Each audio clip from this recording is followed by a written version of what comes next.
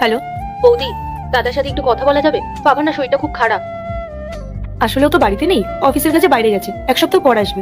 আচ্ছা বৌদি, তাহলে দাদা যখন বাড়িতে ফিরবে দাদাকে বলুন আমাদের বাড়িতে আসতে। আসলে বাবার শরীরটা খুব খারাপ, ডক্টর বলেছে বাবার বেশি দিন বাঁচবে না। তাই বাবা না দাদার সাথে দেখা করার জন্য খুব বায়না করছে। আচ্ছা ঠিক আছে, ইন্দ্র বাড়ি ফেরা মাত্রই আমি ওকে জানিয়ে দেবো। ঠিক আছে বৌদি।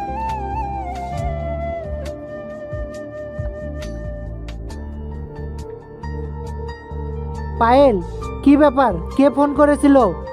আরে তেমন কেউ না, ব্যাংকে থেকে ফোন করেছিল। আমি বললাম তুমি অফিসের কাছে বাইরে গেছো, এক সপ্তাহ পর ফিরবে। বাহ, তুমি তো খুব বুদ্ধিমান। আচ্ছা শোনো, আমার লেট হয়ে যাচ্ছে, তুমি নিজের খেয়াল রাখো আর ভালোভাবে থেকো। আমি এক সপ্তাহের মধ্যে বাড়ি ফিরে আসবো। আচ্ছা, তুমিও সাবধানে যাবে আর সাবধানে থাকবে ওখানে। আর হ্যাঁ, কাজ শেষ হয়ে গেলে কিন্তু বাড়ি চলে আসবে, তোমাকে ছাড়া আমার ভালোই লাগে না। আচ্ছা বাবা, ঠিক আছে, আমার কাজ শেষ হলে আমি বাড়ি চলে আসবো। বাই। বাই। ভালোই হলো, ইন্দ্র অফিসের কাছে এক সপ্তাহের জন্য বাইরে থাকবে, আর তার মধ্যে ওর বাবাও। ভালোই হয়েছে, যতদিন ওই বুড়ে বেঁচে থাকবে ততদিন আমাদের টাকা ধ্বংস করতে থাকবে। আর ইন্দ্রও পারে বটে, বাবার ভালোবাসায় একেবারে অন্ধ হয়ে থাকে। শোনো, এই ফাইলটা খুব ইম্পর্টেন্ট, খুব ভালো করে ফোকাস করতে হবে। Excuse me. হে পূজা, বল। দাদা তুই কোথায়? এই তো বোন, আমি অফিসের কাছে বাইরে ছিলাম, আজকেই বাড়ি ফিরবো। আমি বৌদিকে বললাম যে তোকে বলার জন্য তুই যেন কল করিস, তুই তো কল করলি না। বোন, আমাকে কল করতে বলেছিস? সবকিছু ঠিক আছে তো? বাবার শরীর কেমন আছে? না রে দাদা, কিচ্ছু ঠিক নেই। তুই জানিস বাবার শরীরটা খুব খারাপ। বাবা সবসময় শুধু তোর কথা বলছে, বলছে তোকে দেখতে চায়। আমি বৌদিকে বলেছিলাম তোকে জানানোর জন্য, বৌদি কি তোকে কিছু বলেনি?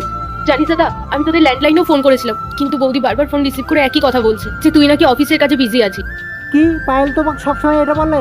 তার আগে দেখবো কারা শয়তানকে হারিয়ে আল্লাহকে ভালোবাসে। যারা আল্লাহকে ভালোবাসে ভিডিওতে লাইক করে চ্যানেলটাকে সাবস্ক্রাইব করে দাও। যারা শয়তানকে ভালোবাসো তাদেরকে ভিডিওতে লাইক সাবস্ক্রাইব কিছুই করতে হবে না, কমেন্ট করো আল্লাহু আকবার। হ্যাঁ রে দাদা, আর জানিস আমি না তোর পার্সোনাল নাম্বারে অনেকবার কন্ট্যাক্ট করার চেষ্টা করেছি, কিন্তু কিছুতেই নাম্বারটা লাগছিল না। আজকে অনেক কষ্ট করে একবার পেলাম। দাদা দাদা তুই আর দেরি করিস না, তুই তাড়াতাড়ি এই বাড়িতে চলে আয়। বাবা তোকে শেষবারের জন্য একবার দেখতে চাইছে। আচ্ছা বোন, তুই কোনো চিন্তা করিস না, দেখছি আমি কি করা যায়।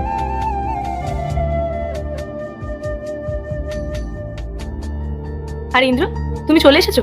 আচ্ছা বসো, আমি তোমার জন্য কফি বানিয়ে নিয়ে আসছি। না না পায়েল, আমার জন্য কিছু আনতে হবে না। আচ্ছা শোনো না, ওই বাড়িতে কারো ফোন আসছিল, মানে বোন বা বাবা? কই না তো ইন্দ্র, কেউ তো ফোন করেনি। আর কেউ ফোন করলে আমি তো তোমাকে তখনই জানিয়ে দিতাম। বুঝলাম। জানো তো পায়েল, আজকে খুব বাবার কথা মনে পড়ছে, ওদের সাথে অনেকদিন কথা হয় না। আর এরপর কি হয় দেখতে চাইলে পার্ট 2 লাগে কমেন্ট করো।